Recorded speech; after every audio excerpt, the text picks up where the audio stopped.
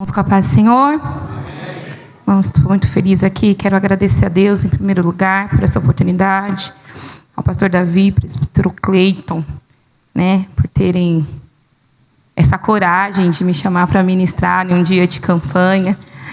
Mas eu sei que Deus é aquele que direciona, O pastor Davi Abacuque, a missionária Elaine, que são os nossos pastores, É muito bom, irmãos. Tem gente que fala, eu não gosto de pregar na minha casa com os meus pastores, Eu me sinto honrada e acho que aqui é o melhor lugar, porque a gente pode ministrar em qualquer lugar. E eu tenho ido, o Senhor tem me levado em muitos lugares para ministrar, mas eu fico feliz, sabe, que está aqui, porque se eu errar, eu sei que eu vou ter alguém para me corrigir com amor, para me ensinar com amor, Lá fora, ninguém sabe da minha vida, aqui eles sabem. Então, se eu subir aqui, é porque eles sabem quem eu sou e têm vivido e convivido comigo, Então, eu sou grata a Deus pela vida deles. Irmãos, vamos ler a palavra aqui e eu vou ministrar aquilo que o Senhor colocou no meu coração. Até brinquei com o pastor Davi, que foi covardia ele deixar o presbítero Alex vir pregar antes de mim, porque o homem é usado, e conhecedor da palavra. Mas aí eu lembrei de algo que Deus falou comigo e falei, Senhor, me perdoa, porque quem prega não sou eu, só falo aquilo que o Senhor manda. Então é Deus que está na direção e Ele usa cada um do jeito que Ele quer. Amém? Às vezes, como dizia a Poliana, que era esposa do meu pastor, tem gente que Deus vai usar para fazer uma lasanha, para entregar para a igreja uma lasanha. Mas tem outros que Deus vai fazer um arroz e feijão, mas Ele vai fazer de qualquer jeito. Ninguém vai sair com fome, porque Ele está aqui e é Ele que nos alimenta. E a palavra dEle é viva. Só sai com fome quem quiser. Amém? Glória a Deus. Irmãos, quero só ler o versículo lá no capítulo 6. No 16, eu quero ler só a última parte, que diz assim, porque o Senhor vos tem dado a cidade. Amém? Podem sentar. Glória a Deus. Irmãos, apesar de ser uma palavra muito conhecida, eu quero voltar um pouquinho nessa história, que é tão conhecida dos irmãos, mas eu preciso voltar um pouquinho para falar algo que Deus colocou no meu coração. Porque quando o povo ele sai do Egito, eles não saem como Abraão. Sai do meio da tua terra, da tua parentela, e eu vou te mostrar sem saber para onde ia. Deus ele falou para Moisés, eu já preparei um lugar. Eu já preparei um lugar. É seu. Tomem por herança, aquele lugar já existia fisicamente. Vocês entendem isso? E não é diferente o Senhor com a nossa vida. Eu quero abrir um parênteses aqui na história para falar, não é diferente. O Senhor ele faz uma promessa, ele faz promessas, várias promessas. Quem tem promessa? Eu tenho muitas. Algumas já se cumpriram, outras estão se cumprindo e outras vão se cumprir também se o Senhor voltar antes. Glória a Deus, que a promessa que eu quero viver é a minha salvação e morar no céu com Ele. E eu acho engraçado porque o Senhor ele faz promessas para a gente. E Ele fala assim, olha, eu vou te dar, eu vou fazer, eu vou te usar. Mas 99% das vezes Ele não fala qual vai ser o caminho e o processo que nós vamos passar para adquirir a promessa. Ele só fala que é nossa. Ele só fala que é minha, Ele fala que é sua, Ele só fala que vai fazer. Mas Ele não costuma falar assim, olha, eu vou te levar para tal lugar, mas você primeiro vai ter que passar por esse processo, você vai ter essa perda, você vai ter essa batalha, e aí você vai ter essa luta, porque senão nós desistiríamos muitas vezes sem nem sair do lugar. Porque não é fácil. E a palavra vai dizer que o povo sai e Moisés está ali liderando aquele povo. A palavra vai dizer que Moisés ele vai mandar 12 espias para espiar a cidade. E o que me chama a atenção é que Moisés vai mandar esse povo lá em Números. Mas quando chega no primeiro capítulo de Deuteronômio, a gente vai ver que não foi uma escolha de Moisés. E nem de Deus. Mandar os espias. Não, irmã, não. Quando Moisés ele chega perto da terra prometida ali perto, na planície do Jordão, a palavra diz, na parte que não tem nada, que não tem árvore, que não tem moradores, uma parte limpa. Sabe quando você olha e fala assim, olha que campo bonito, aquele que a gente gosta de tirar foto? Quando o povo chega ali, Moisés começa a dar as últimas instruções, porque ele sabia que ia morrer. Deus já tinha falado para Moisés que ele ia morrer, porque ele não ia entrar na terra. E aí Moisés vai falar, vocês se lembram que quando a gente saiu do Egito, Deus falou que ia dar uma terra para a gente, e que a terra já era nossa. Já era nossa. Ele falou que já era nossa. Mas vocês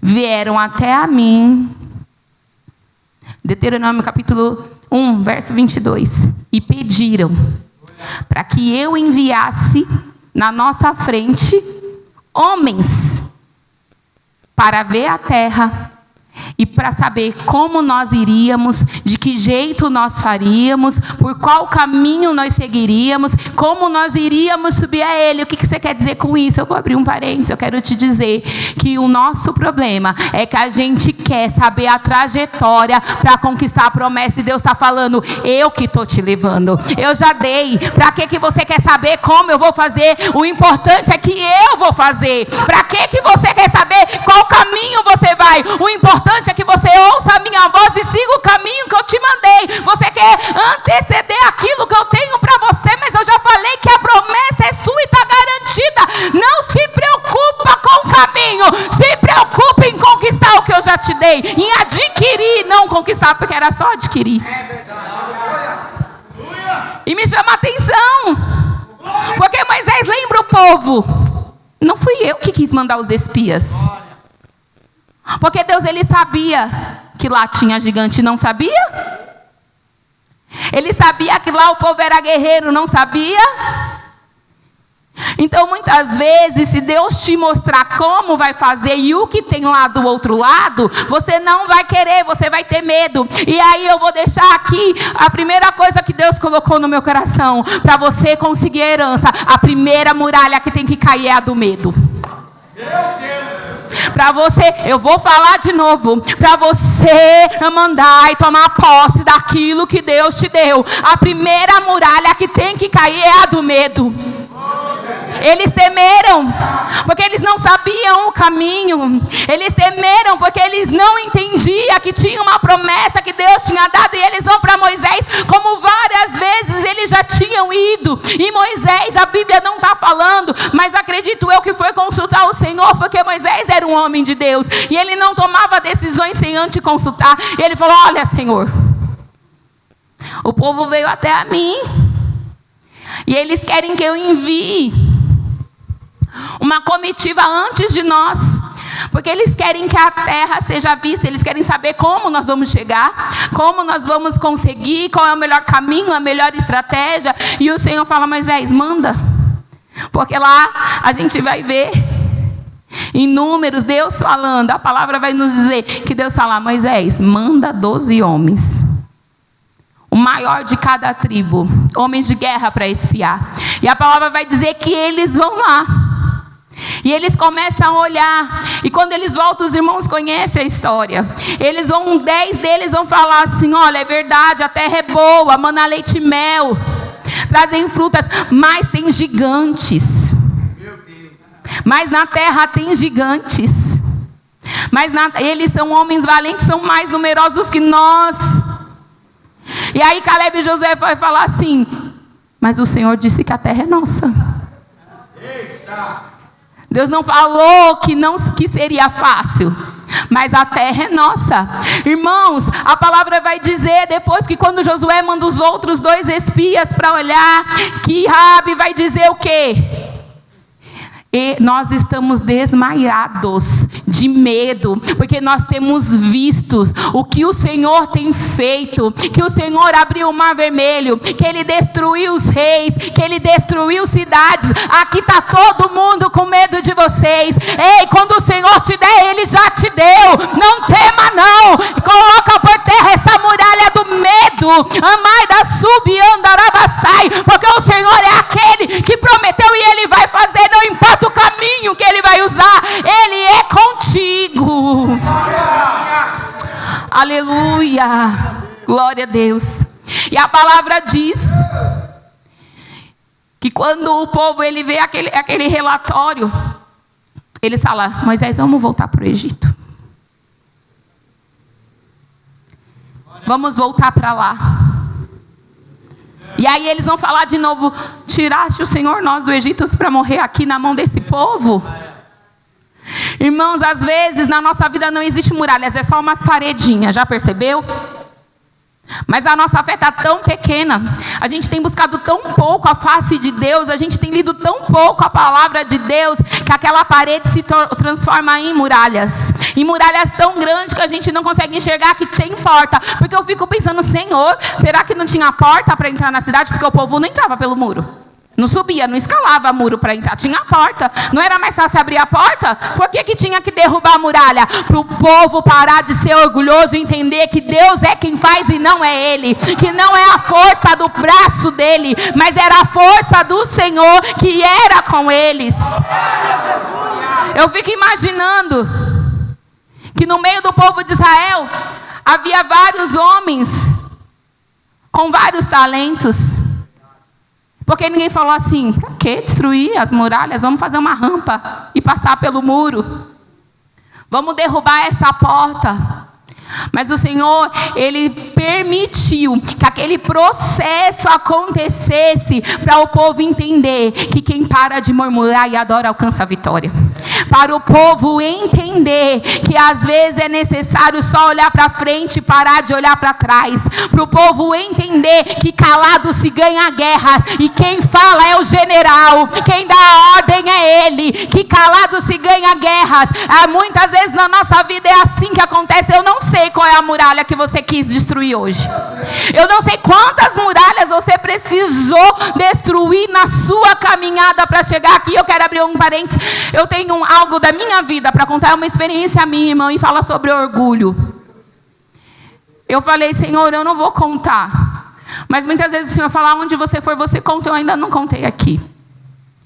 Irmãos, eu tinha há 10 anos, exatamente 10 anos atrás, eu fui uma pessoa missionária, uma jovem que frequentava, eu ia com os meus pais na igreja católica desde pequenininha. Irmã, eu era aquela pessoa que queria fazer tudo na igreja. Tudo. Queria limpar a igreja. Se era para limpar, eu limpava. Se era para participar, tudo. Eu estava envolvida. Aí eu fiz primeira comunhão. Eu participei do grupo dos jovens. Eu fiz crisma, tudo. Eu queria. Eu era envolvida na obra. Tinha retiro, eu ia. Tinha missa, eu ia. Tinha evangelismo, eu ia. Tudo eu ia, pastor. Porque os meus pais eram assim. E eles me ensinaram a ser envolvidos assim. É lógico que a gente não entende. A gente é criança, eu estava lá para fazer. E quando Deus me trouxe, quando eu me converti com 18 anos... o Senhor falou assim: do jeito que você era usado, eu vou te usar aqui na casa do Senhor. E eu me lembro que eu me converti com 1 mês. Deus levantou num culto em um lar. Deus levantou um evangelista e falou assim: irmã, Deus falou que vai te usar nessa terra, na obra dele, para pregar a palavra dele. E eu falei: amém. Tipo, amém, irmãos, amém. Só que aquele dia eu lembrei que quando eu tinha 9 anos de idade, eu já frequentava a igreja com o meu irmão, que já era evangélico, e com a minha cunhada. Mas, irmãos, eu só ia para a igreja para comer. Porque a gente passava muitas privações na minha casa. Não passava fome, mas passava muitas privações. E aí, quando tinha escola bíblica de férias, o que tinha toda vez depois do culto? Lanche, comida, refrigerante, coisas que eu não estava habituada a ter na minha casa, no meu dia a dia. Então, quando meu irmão falava: vamos para a EBF, eu falava: vamos. E eu ficava: meu Deus, eu vou, porque vai ter comida. Não via a hora daquele culto acabar, irmão, para mim comer um cachorro quente, comer algo diferente, porque eu não tinha na minha casa. Nós tínhamos uma vida muito difícil. 8 irmãos, eu era mais nova, meu pai pedreiro, minha mãe às vezes lavava roupa para fora, mas pagando aluguel, uma vida difícil.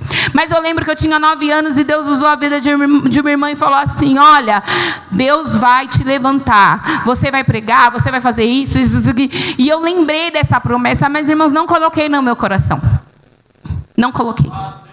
E quando eu me converti com 18 anos, passado-se um tempo, eu já estava lá trabalhando na obra. Com 19 anos eu comecei a liderar o primeiro grupo de adolescentes da minha vida. Eu tinha 19 anos. Mas antes disso, com 6 meses de convertido, o Senhor me batizou com o Espírito Santo, antes de eu descer as águas. Com menos de 1 ano eu desci as águas, já era batizada com o Espírito Santo. E ali começou uma caminhada com Cristo, e eu não parava. Eu era uma jovem de 18, 19 anos que ia para o ciclo de oração, que ia para oração no sábado de manhã, que trabalhava, que fazia faculdade, mas no sábado de manhã acordava cedo e ia para o ciclo de oração orar com as irmãs. Eu era uma jovem que ia para o evangelismo, onde tinha saída eu ia, e aquilo que o Senhor tinha falado que ia fazer, eu fazia, porque era a chama do primeiro amor, a gente quer. E eu lembro que com 19 anos o meu irmão começou a dirigir uma igreja, e eu comecei a ajudar ele naquela igreja, eu comecei a lidar com os adolescentes, e eu não parei mais. O Diego disse que foi isso que chamou a atenção, porque eu estava em tudo, viu? Porque pensa na mulher brava, era eu. Mas como eu estava servindo ao Senhor, foi se dizer que foi isso que chamou a atenção, né? Porque a mulher era brava. Ainda sou, né, amor? Mas Deus já alcançou, amém. Glória a Deus. Irmão, o que você quer dizer? Eu quero dizer sobre uma muralha que teve que cair na minha vida. E eu comecei, irmãos, a me envolver muito com as coisas. Aí eu mudei de igreja, eu fui para uma igreja onde era um setor que cuidava de outras 4, 5 igrejas, se eu não me engano. E ali a gente começou a liderar o grupo de jovens. E nisso o irmão Leonardo Valim, me lembro como se fosse hoje, ele era coordenador de jovens da regional. E ele chamou a gente para trabalhar com eles. E nisso eu fui me envolvendo na obra. Então eu estava como líder dos jovens, eu era líder dos eventos da igreja. Eu participava de várias coisas, eu estava indo para a regional e tinha dia que eu me ajoelhava para orar e vinha alguém, tem alguém te chamando na porta, aí eu me ajoelhava, tinha alguém, e tinha dias de eu não conseguir cultuar, eu chegava na igreja e ficava o tempo inteiro do culto levantada, resolvendo coisas, e sobe aqui, vai ali, vai ter um evento de casais do setor inteiro, e às vezes tinha domingo que eu chegava na igreja, orava e ia passear passear, bem dizendo, né, irmã, não ia passear, ia resolver coisas e passava em 3, 4 igrejas no mesmo domingo. E aquilo foi me esfriando de uma forma espiritual. Não que eu me desviei, ou não que eu parei de acreditar em Cristo, mas se você não busca, se você não ora mais, se você não tem como ter comunhão com Cristo, aquilo vai separando você sem você perceber. E aí eu comecei a achar que eu era uma pessoa muito importante na igreja, talvez. Sem perceber, sem me dar conta daquilo, eu comecei a falar assim, porque todo mundo precisa de mim, todo mundo me chama, isso aqui lá. E aí, papai falou assim, você está muito convencida. Eu vou te dar um tempo. E o que aconteceu, irmã dele, eu comecei a sentir uma dor muito forte na minha perna. E era na minha perna esquerda. E aquela dor foi ficando forte. Na época, meu pai se internou com um tumor na cabeça. Passou quase 60 dias internado. E a gente voltava do hospital e fazia revezamento, eu e meus irmãos. E aquela dor eu fui deixando. Eu falei, é cansaço, é alguma coisa, vai passar. E aquela dor começou a me impedir de andar. E eu comecei a sentir um peso muito grande na minha perna. E eu arrastava a perna, eu não conseguia mais andar. E ali eu precisei da minha sogra, que entrava dentro da minha casa de manhã, eu só tinha o Isaac, eu trocava ele, levava ele para a escola, 5 horas da tarde, levava para a casa dela, dava banho, dava comida e me levava, porque eu não conseguia segurar o Isaac no colo. E aí as irmãs do ciclo de oração, umas irmãs na qual eu fazia parte de um grupo de visita e de campanha, elas foram na minha casa e falaram, vamos fazer uma campanha aí. E eu fui passando por uns médicos, a gente acabou pagando um médico particular, porque no SUS, né, só Deus para ter misericórdia. E aí o médico falou assim, você vai fazer uma ressonância. E o meu pastor trabalhava em uma clínica, ele fazia manutenção em uma clínica que fazia ressonância. Ele falou, já falei com o meu chefe, irmã Daiane, eu sei que você não tem esse dinheiro, então você vai fazer esse exame e pode deixar que eu já conversei com ele, tá tudo certo. Eu fiz o exame, antes de sair o resultado do exame, as irmãs estavam na minha casa e o meu irmão falou assim para mim, eu vejo descendo uma coluna de ouro em você. Só que eu pensava que o meu problema era na perna, porque eu parei de andar, a minha perna parou de se movimentar. E aquela irmã falou aquilo e eu fiquei assim, amém. Amém. Ela falou, desce uma coluna de fogo e tem várias coisas saindo assim. É como se fosse uma barra de ferro e várias coisas saindo assim. E eu via descendo hoje, irmã Daiane, na sua coluna e eu falei amém. E durante esse tempo, irmão, eu só murmurava, Senhor, eu faço um monte de coisa na sua casa e o Senhor vai me deixar numa cama. Senhor, eu não consigo subir as escadas para entrar na igreja. Senhor, eu faço tudo que o Senhor me manda e o Senhor vai permitir essa aprovação. Senhor, eu faço isso, era muito eu. E eu comecei a questionar: Senhor, o Senhor não vai me curar? O Senhor não vai fazer nada? O Senhor não está vendo o que está acontecendo? E aí eu fui levar para o médico a ressonância. Ele olhou para a minha cara e riu. E chamou o fisioterapeuta na outra sala e falou: olha isso aqui. Aí o fisioterapeuta riu e falou assim: meu Deus, em todo esse tempo de medicina nunca vi um negócio desse. De quem que é isso? E aí o médico falou assim: é dela. Quantos anos você tem? E eu falei: 27. Na época é o que eu tinha. E ele falou assim: mas você é tão nova. Você tem filho? Eu falei: tenho um filho. E ele: que bom, porque você nunca mais vai poder ter filho. Aí eu respirei. Você precisa de uma cirurgia urgente. Essa cirurgia custa 50 mil reais. Se você não operar, você não volta a andar. E mesmo que você opere, você não vai poder ter filho, porque eu vou pôr uma placa na sua coluna. Você tem uma hérnia de disco que está comprimindo, a sua medula já saiu todinha, não sei nem como você está andando. Ele se levantou, missionária da cadeira dele, e começou a me imitar. Ele falava assim: você não está assim, ó? Você não está andando assim? Debochando na minha cara. E ele começou a falar daquele jeito, e eu fui para casa arrasada, e começa meu pai, começa minha mãe, começa meu sogro e minha sogra: vamos juntar dinheiro, vamos vender o carro para fazer a cirurgia. E naquela hora eu lembrei que eu tinha um Deus que tinha me livrado de tantas coisas. Naquela hora eu lembrei como era dependente dele. Eu lembro que eu levantei e falei: não, gente, ninguém vai fazer nada. Chega. Se eu tiver que ficar assim, amém. Vou tentar pelo SUS. Deus é aquele que vai fazer. Eu não quero saber o caminho. Eu sei que Ele vai fazer, porque Ele tem uma promessa sobre a minha vida. Irmãos, eu lembro que um dia eu estava com tanta dor, irmão, porque era muita dor. Eu não consigo nem explicar. E eu deitada na minha cama, eu falei com o Senhor: eu vou resumir da seguinte maneira: Pai, o Senhor me escolheu, me livrou de tantas coisas. Me perdoa, porque eu tenho só falado de mim. O quanto eu fiz, o quanto eu sou, o quanto eu faço para o Senhor. E até agora eu não reconheci o que o Senhor é, o que o Senhor é, o que o Senhor fez. E Senhor, não importa, eu só vou te fazer um pedido essa noite. Eu estava deitada na minha cama, andando ou sem andar. Permite que eu te adore. Não afaste de mim a sua presença. Permite que eu volte para sua casa, nem que seja numa cadeira de roda. Eu não aguento mais ficar nessa cama sem te adorar. Senhor, pode me deixar sem andar. Tira essa dor, porque eu preciso te adorar. E eu dormi, irmãos. No outro dia de manhã o Diego saiu. E eu não conseguia levantar. Eu só me arrastava. E aquele dia minha sogra levou o meu filho, como de costume, para a escola. E eu senti sede. E eu levantei da minha cama, fui na cozinha, bebi água, voltei para a cama e deitei. E parecia que eu estava que nem Pedro. Parecendo que eu estava sonhando, sabe, que nem Pedro? E aí eu levantei, sentei na cama de novo e falei assim: calma aí. O que foi isso?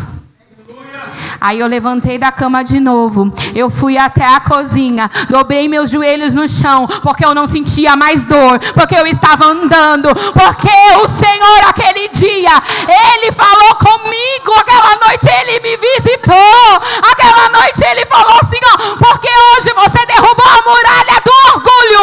Eu te entreguei aquilo que aquele dia eu usei a irmã para falar, mas você não tinha acreditado. Você teve medo, você desacreditou, porque eu já tinha usado a irmã para falar que a vitória era sua, mas você não tomou posse. Precisou destruir a muralha do seu orgulho, para você entender quem eu sou na sua vida, e eu sou Deus. Irmão, eu pulava, eu falava línguas, o Senhor me renovou, eu sozinha na minha casa. E aí, Mandaiane, o que aconteceu? Eu tive mais 2 filhos. Eu não voltei no médico, eu não voltei na fisioterapia, mas eu ainda ficava: Senhor, Eu preciso de uma prova. A espiritual eu já tenho, mas eu preciso de uma prova física. O ano passado eu comecei a sentir umas dores na coluna, nem era tão grave. Mas eu falei, eu vou no ortopedista. Fui no ortopedista, ele pediu outra ressonância. Não falei nada para eles, irmãos. Só falei que eu estava com dor. Que a coluna estava travando. Coisa de dona de casa, sabe? Não falei da história, não contei nada, não mostrei exame. Fiz a ressonância, mostrei para ele. Aí ele falou, eu queria ter trazido a imagem para os irmãos verem, porque é coisa linda de Jesus. Quando Deus, ele opera e não deixa sinais, mas ele mostra para o homem e para o médico que ele ainda é Deus. E aí o médico falou assim, olha, você tem que fazer um exercício para academia, para fortalecer os ossos, que tem um negocinho aqui nas costas, mas é coisa boa. Aí eu peguei e falei assim, doutor, e esse exame aqui? Eu abri meu celular com a foto do exame de 10 anos atrás e mostrei para ele, e esse exame aqui, doutor? Sabe o que ele disse? De quem que é isso? Aí eu, é meu. Mas não tem marca nenhuma de cirurgia, não tem placa nenhuma, como isso saiu? Sozinho. Não saiu. Não acontece. Em toda a minha vida, em toda a medicina, eu nunca ouvi dizer que isso que você teve podia retroceder sozinho. Esse procedimento é só com cirurgia. Eu falei para ele, depois o médico dos médicos me operou, doutor. Aí ele olhou para mim e falou assim, só sendo milagre, só Deus que podia ter feito isso, porque com a medicina não. Irmãos, o que você quer dizer? Que muitas vezes Deus permite que a gente passe por processo para derrubar algumas muralhas. O que eu quero te dizer é que quando Ele quer, Ele mostra para a medicina que Ele vai além da medicina. Eu fui curada aquele dia, mas eu não fui curada só de uma dor física. Eu fui curada espiritualmente. Eu fui curada do meu orgulho, da minha soberba, dos meus medos. Eu fui curada de uma forma espiritual para que o Senhor trabalhasse na minha vida. E se hoje eu estou aqui, é porque lá as muralhas foram derrubadas. E se eu cheguei até aqui, é porque o Senhor foi comigo na minha trajetória. E Moisés lembra o povo, eu vou terminar. Vocês que pediram para os espios lá. Vocês pediram para me mandar alguém para olhar o caminho. Talvez se vocês não tivessem tido medo e não tivessem pedido para ninguém lá, vocês não teriam vontade de retroceder. Porque quando a gente não quer saber o processo, não quer saber o caminho, a gente tem mais fé na vitória. Quando a gente não quer saber, irmãos, escuta o que eu estou te falando, Deus está falando isso com alguém essa noite. A gente quer saber se a gente vai conseguir com a força dos nossos braços, e Deus está falando, não é você, sou eu. E se você não parar de ficar querendo saber o processo e o caminho que Deus vai fazer para te dar a vitória, você vai ter mais fé, porque você só vai pensar assim, você não vai pensar, tem muralha, tem gigante, tem homens de guerra, você vai pensar, é meu, Deus me deu, é meu, Deus me deu, é meu, Deus me deu, é meu, Deus me deu, e o Senhor está falando contigo essa noite, Ele te deu, para de ficar pensando no processo do caminho, para de ficar pensando nas dificuldades. Ele te prometeu e fiel é aquele que prometeu e garante a sua vitória. Aleluias.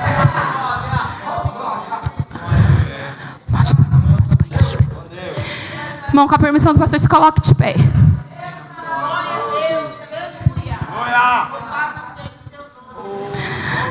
Você está olhando muito para o processo, esquecendo da promessa. Você está olhando muito porque você pode fazer e esquecer o que Deus já te deu nas tuas mãos. Tinha outros caminhos para o povo chegar a Canaã. Tinha outros caminhos, a Bíblia fala. Tinha outros processos. O muro não precisava cair. Eu acho mais engraçado e me chama a atenção, porque quando Deus fala que as muralhas vão cair, Ele fala, olha, na cidade de Jericó, porque Jericó era um dos caminhos para chegar até Canaã. Quando o povo quer voltar para trás e falar, Moisés, não vamos não. É difícil lá. A palavra diz que a gente tem que trazer a memória aqui do que nos traz a esperança. Eles podiam pensar, é difícil, mas era difícil passar no Mar Vermelho, Deus abriu. Não é? Era difícil encontrar água, Deus mandou. Era difícil andar pelo sol, mas Deus colocou a nuvem. E no dia de frio Ele mandou o sol, era difícil. E teve coluna de fogo, teve água, teve nuvem. Era difícil se vestir no deserto, mas Deus não permitiu que a roupa rasgasse ou que as pessoas perdessem a roupa. Era difícil andar com o sapato apertado. Quem gosta de sapato apertado? Mas o sapato vai crescer com a proporção do seu pé. Era tantas coisas difíceis e eles queriam lembrar das dificuldades que estavam lá na frente. E esqueceram de trazer à memória aquilo que lhes dava esperança. O quanto Deus já tinha feito, o quanto Deus já tinha movido. E quantas vezes na nossa vida é assim, as muralhas não caem porque a gente está sempre querendo pensar lá na frente. Mas a palavra diz que já basta cada dia seu mal. Não pense no amanhã não. Pense no agora, viva o agora, adore agora, tire o medo agora, derruba as muralhas de hoje, amanhã Deus vai preparar, vai te levantar. Quando Davi está fugindo de Saul, e ele chega no sacerdote Aimeque, e ele fala assim, não tem uma lança ou uma espada? Porque eu vim correndo para resolver negócios do meu Senhor e não trouxe nada. Na verdade, Davi não queria declarar que estava fugindo de Saul, por isso que não teve tempo de pegar a sua espada. E aí o sacerdote vai falar para ele, tem uma, sabe a do gigante? Que você cortou a cabeça, Golias? Está enrolada no éfode, atrás do éfode, enrolada em um pano. Davi falou, só tem essa. O sacerdote falou, só tem essa, vai lá e toma para você, se você quiser.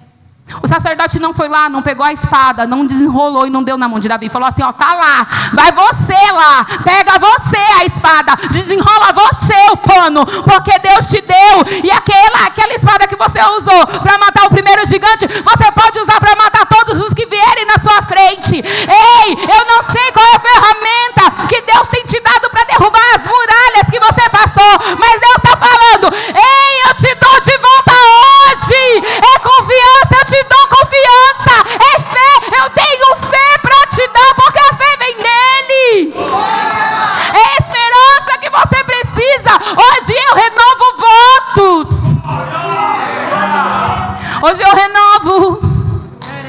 Eu não sei o que você perdeu, mas o Senhor falou ao meu coração hoje, Eiromanda, Labassubi, Andarabassai.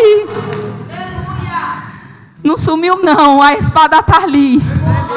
Foi você que enrolou, foi você que escondeu, Ramanda, Labassúbia. Mas hoje eu te devolvo tudo aquilo que você perdeu para as muralhas caírem. Oh, Ramandai, Assúbia, Anda, Labassai. Vem aqui na frente. Você que está precisando derrubar uma muralha, que você fala assim, eu não consigo mais. Eu já lutei. Não foi 7 voltas que eu dei nessa muralha, irmã. Eu já dei umas 20 voltas e parece que nada acontece. Não foi só 7 voltas, mas acabou a fé. Acabou a esperança. Eu nem sei mais se vai acontecer. Pode vir aqui na frente, irmãos. Você veio para uma campanha e nós vamos orar, porque batalhas espirituais são lutadas através da oração. Porque o Deus que pode derrubar muralhas está aqui. Não foi o grito, não foi a volta, foi a fé e a obediência daquele povo que fizeram com que Deus derrubasse as muralhas. Eu não sei, irmão, qual é a muralha. Muitas vezes a gente fala, eu sou crente, eu não vou falar que eu tenho orgulho, irmãos, eu sei que a gente tem. E se a gente não vigiar, o orgulho nos faz cair. Tudo acontece com do lado, comigo não acontece nada. Até o ímpio prospere e eu não. Foi assim que Asaf falou, não foi? Eles não têm aperto nem na morte. Meu Deus. Agora eu me levanto todo dia de manhã e é uma guerra, é uma luta. Davi falou, mas sabe o que ele falou? Que quando ele entrou no santuário, Senhor, mas quando eu entrei no santuário, quando eu entrei na sua presença, o Senhor me mostrou o fim deles. Então eu entendi, eu me olhei. E eu me senti como um animal perante a sua presença. Porque quando a gente entra na presença do Senhor, a gente para de olhar para o que o outro tem, começa a entender que tem algo especial conosco, que Deus tem algo maior conosco. E todas as muralhas, sabe quando a gente se prostra, as muralhas vão caindo, elas vão caindo, porque Deus as que derruba. Quando a gente entende que não é na força do nosso braço, eu vou pedir para os pastores descerem e nos ajudarem a orar. Deus é bom, irmãos, em todo o tempo. Ele é bom. Davi vai falar: quem tenho eu no céu além de ti? E quem na terra eu desejo mais do que eu desejo a ti? Então o coração dele se acalmou, porque ele entendeu que Deus estava no controle de todas as coisas. E que às vezes a nossa luta aqui, a nossa prova aqui é tão difícil, mas o que Deus tem preparado para nós. Talvez eles olharam para a muralha, para os gigantes, mas se eles olhassem para o que Deus tinha preparado para eles, eles teriam sofrido menos. 40 anos, um ano para cada dia. Era 40 dias, um ano para cada dia, que eles espiaram a terra e não confiaram no que Deus ia fazer. Eu quero orar. Pai querido e fiel, Deus santo, nós ministramos a sua palavra. Senhor Deus querido, nós cremos que o Senhor é o Deus que derruba muralhas, não na força dos nossos braços. Senhor, eu não sei quais são as muralhas que cada um hoje precisa derrubar para conquistar aquilo que o Senhor prometeu. Senhor, eu não sei se é o medo, se é a dúvida, a angústia, o orgulho. Senhor Deus querido, mas eu creio num Deus que derruba muralhas. Senhor, eles vieram aqui porque eles creem também, porque eles entendem que é o Senhor que faz. Senhor, não sou eu, não é o pastor dessa igreja, mas nós temos um Deus soberano. Um Deus, Senhor, que provê. Um Deus que põe por terra toda enfermidade hoje. Um Deus que põe por terra todas as guerras espirituais hoje. Um Deus que põe por terra o medo. Um Deus que põe por terra a angústia, tristeza, depressão. Espírito da morte cai por terra em nome de Jesus. Tudo aquilo que o inimigo tem tentado fazer sobre a vida dos seus filhos, para que eles não prosperem, para que eles não sigam, para que eles, Senhor Deus, muitas vezes desistam e queiram voltar atrás. O Senhor derruba em nome de Jesus essa noite. Andai, decanta, lavassúbia, decaramanai, lavassúbia, nós declaramos em nome do teu filho amado Jesus, aquele que morreu na cruz do Calvário para nos dar vida e vida com abundância, que as muralhas cairão em nome de Jesus. Em nome de Jesus, visita, cura, batiza, Senhor, visita o lar, visita a casa, Senhor, repreende todo vício, espírito imundo de discórdia, de miséria, coloca por terra, Pai, em nome de Jesus. Oh, Maraia.